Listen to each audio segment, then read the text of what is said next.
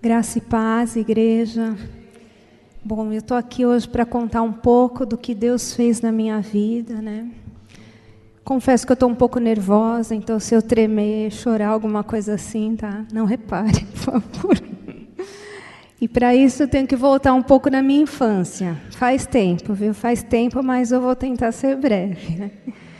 Então, assim, eu nasci num lar católico. Fui batizada, fiz primeira comunhão, crisma, casei na igreja católica, tudo que tem direito.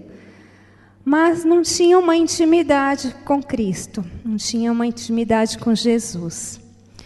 Do lado da família da minha mãe, eram evangélicos, uma parte, né, da família, até um tio eu tive que era pastor. E do lado do meu pai, eu tive uma parte da família que era espírita. Até uma prima tem centro de umbanda, tudo mais. E nós éramos católicos, mas não aqueles católicos praticantes, íamos na igreja apenas em casamentos, datas comemorativas, né? Então, não estudávamos a palavra, não era hábito no meu lar ter estudo da palavra, nada disso. Então, nós não tínhamos essa intimidade com Jesus, apesar de sermos cristãos. Meu pai até sempre falava que nós éramos abençoados por Deus, então fé nós tínhamos, mas assim, à distância, né? E assim, com o passar do tempo, minha mãe começou a ter perturbações espirituais. Chegava até a ficar endemoniada, eu lembro isso na minha infância e na adolescência. E às vezes chegava da escola, principalmente em semanas lá de Cosme e Damião, minha mãe estava no chão brincando com as minhas bonecas, chupando pirulito, né? E a gente não sabia literalmente o que fazer. E aí, ao invés de nós buscarmos a ajuda da parte da família que já era evangélica, o tio pastor, a gente até, assim, um recado para a igreja, a gente desconhecia que um pastor poderia até nos ajudar desse lado, achávamos que, nossa, eles iam ficar horrorizados conosco nessa situação. Até para a gente poder falar para os nossos irmãos que a gente pode ajudar sim, hoje eu tenho essa consciência.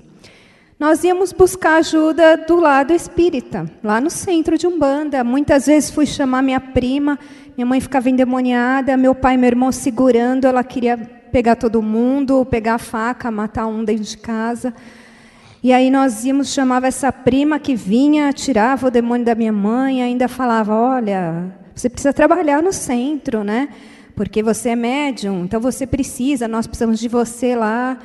Mas minha mãe relutava, nunca quis também ter um contato, assim, frequentar o centro e trabalhar no centro.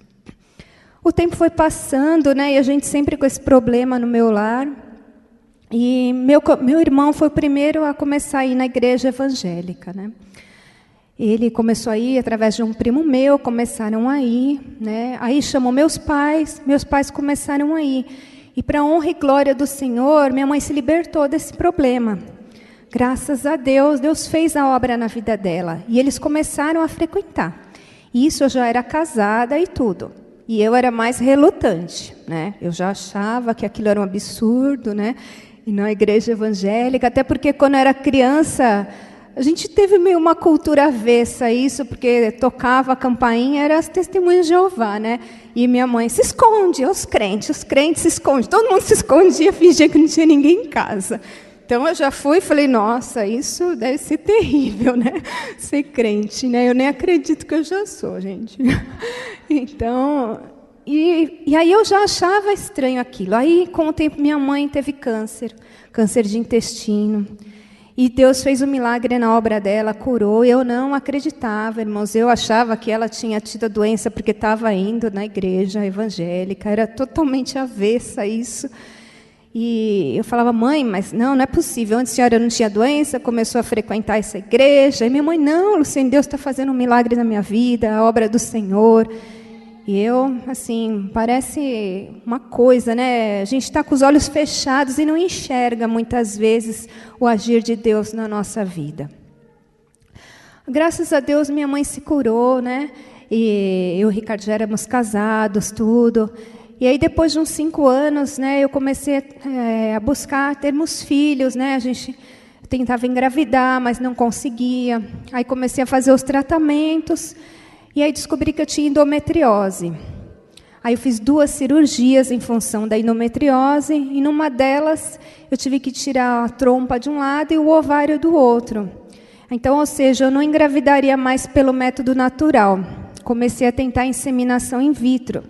E nós fizemos 3 inseminações, né?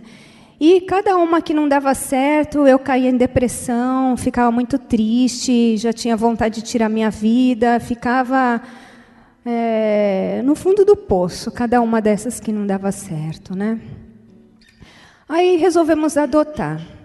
Aí eu já vejo a mão do Senhor naquela época na minha vida, porque nós adotamos o Felipe e o Anderson, e tudo isso ocorreu em 6 meses. Aí já era a mão de Deus, né? Porque todo mundo diz que a adoção é de 2 a 3 anos. Deus já estava agindo na nossa vida.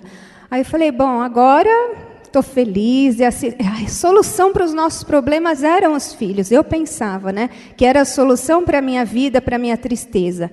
E, para minha surpresa, não foi isso que aconteceu. Porque depois que eles chegaram em casa, né? Doentes, claro, com os problemas de crianças pequenas, até de onde eles vieram, tudo com hábitos. Aí a nossa casa ficou uma revolução, de pernas para o ar. Eu tinha, assim, tipo aquela depressão pós-parto, eu não podia ver os meninos, estava avessa aos meninos, não podia nem ver, queria ficar longe, sabe? E minha mãe falava, não, você precisa de Deus, você precisa ir para a igreja. Eu, não, imagina, o problema não é esse, né? Jamais, não é esse o problema.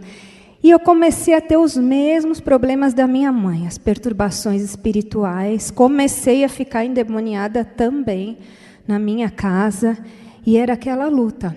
Aí meu pai passava de carro, literalmente me colocava dentro do carro, né? Me obrigava a ir, eu era obrigada a ir para a igreja. Falei, não acredito nisso, né? Sentava lá no último banco. Só não dava para ficar do lado de fora, né? Eu ficava no último, né? Não podia, nem chegava perto. E aí, com o tempo, ele passando e me levando, e eu não aguentava mais aquela situação, né? Sempre briga, confusão, nada estava bom. E não era pelas crianças, era por minha causa mesmo. Aí eu resolvi me entregar ao Senhor. Numa noite, o pastor fez um apelo, e eu lá do último banco, né, quase no mezanino, às vezes, resolvi descer e fui. E aquele pastor foi chegando, assim, tinham várias pessoas, não era só eu que aceitei o apelo. Quando o pastor foi orar por mim, ele estava, olha, acho que mais de 1 metro com a mão da minha testa. Eu caí para trás. E eu me debati todinha no chão. E eu vi meu corpo se debatendo no chão. Eu me vi do alto, me debatendo toda.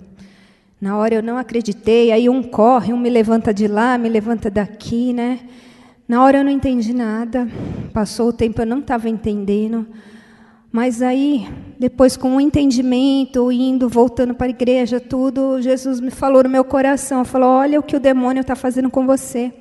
Ele permitiu que eu visse aquela situação do demônio acabando com a minha vida, né? E hoje eu tenho plena consciência que foi o Senhor que permitiu que eu visse aquilo.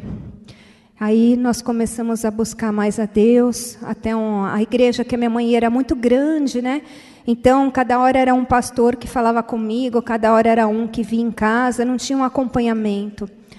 E um amigo do Ricardo era da Metodista e nos convidou, vem para a Metodista, né? Era uma igreja pequena no Butantã, Metodista do Brasil.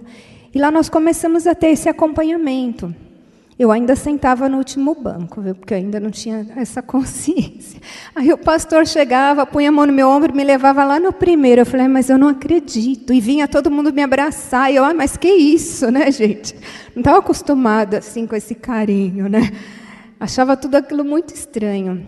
E aí o pastor falou, não, vocês precisam conhecer mais de Deus. E aí começamos a ir na escola dominical, a aprender de Jesus. E aí começou toda uma obra na nossa vida, uma verdadeira transformação no nosso lar. Então é um processo.